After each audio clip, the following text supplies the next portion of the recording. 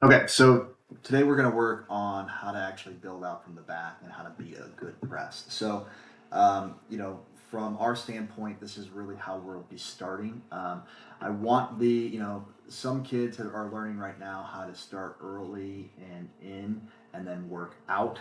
Um, for this purpose right now, because we have such a hard time getting width to begin with, I want us to start wide. It's just going to create more space and opportunity in this area for us versus kids forgetting to get wide and just coming down out of habit. So for our purposes right now, what we'll do is we'll go ahead and we'll actually have the kids start high and up on the wings. Our defensive center mids and our attacking mids are located high too because we want to create space in this area. And then what we're going to do is we're going to go ahead and have our outside backs on each side with our two center backs in the middle here. And we're going to have the center back staggered because what the best thing for us to do is really to see how they're going to press. So we'll play the ball out immediately to one of our center backs. Um, and then what we want to see is really how their players are going to then attack us, right?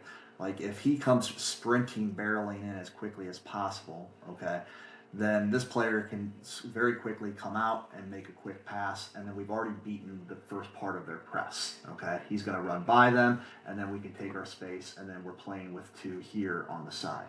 Okay, so most presses are not going to be like that. However, if they are just a full-fledged press without a lot of structure to them, we might see something of that nature.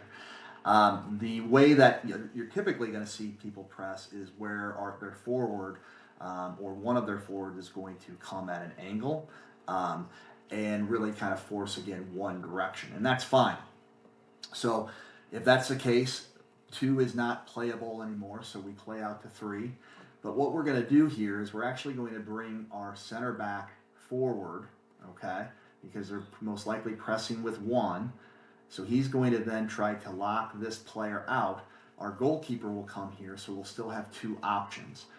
Our our defensive center mid will come into this space. We're not going to worry about the opposite defensive center mid. He's actually going to come down and just come even with our defensive center mid. So we're not trying to get all of our players over here because we currently have our center back that's able to be played. This player will come down. Nine is going to already be coming into this space so that a direct ball can be played. Remember, guys, in 99, everything is really compressed in this area. Okay, now a ball can be played through here. All we have to do is make sure our forward is coming to meet that ball and laying it off to one of our other players. Okay, and then our attacking mid is really going to take that space that the forward just gave up. Okay, so that's how we're going to go ahead and try to beat this press, or any press for that matter. And these will give us plenty of options. In this particular case, as this ball's being played out here, this player is going to be coming back, forcing either the ball into this direction, into here, or into there. And then we have plenty of options, either big or even this attacking midfielder can squeeze into that space there. If they're playing like how we play, where they try to get this forward all the way across, okay, then we still have this play to come back. They're most likely going to be trying to jump again over here, but this time what we have is an option as four comes across to play four to turn because he's going to be unmarked, and then we can play out of four, okay? And so that's how that will work. Now, if they're playing two forwards up top, it'll be a little bit different. Okay, so this is how I've set up their defense if they're playing with two up top. So it looks like a 4-4-2 is what it will look like. And so right away you can see that there's an advantage in terms of men in the center of the park. But this is where a lot of folks will really will think that, hey, we need to make sure that we're taking advantage of that. And this is where we don't want to actually do that. So the first option for us is playing a ball out wide, assuming that these guys are going to come in and play more of a soft zone, letting our outside back take their space a bit, still having our center backs come across, and our outside back come across.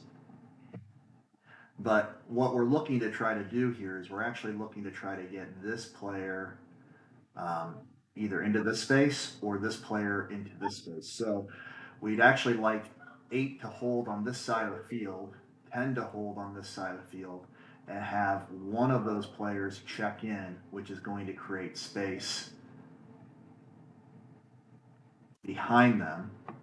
And from there, what we can do is play a 1-2, so ball can be played in.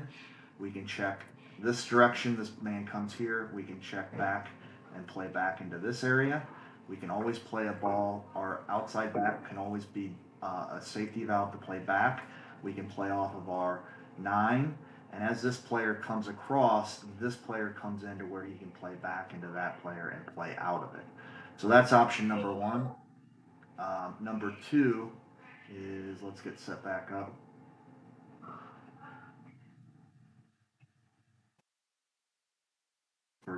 We're again going to start high. Everybody's going to start high.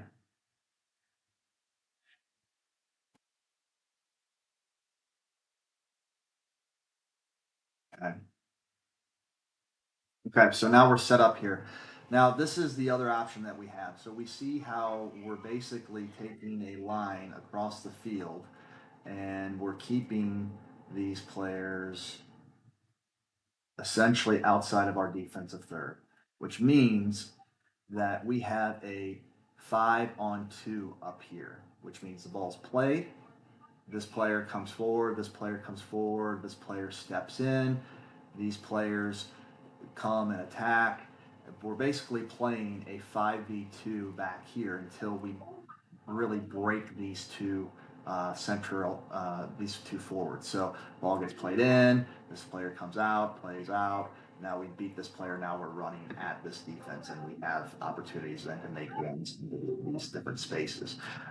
So this is essentially just a clear out where we don't check into the space and we trust our back 4 to be able to play out with our goalie to be able to play out 4v2. We should be able to do that as long as there's composure on the back. Lastly, if we are not going to play out of the back, let's say they're pressing us and we can't figure out the press, it's going to be pretty simple. We're going to put the ball out.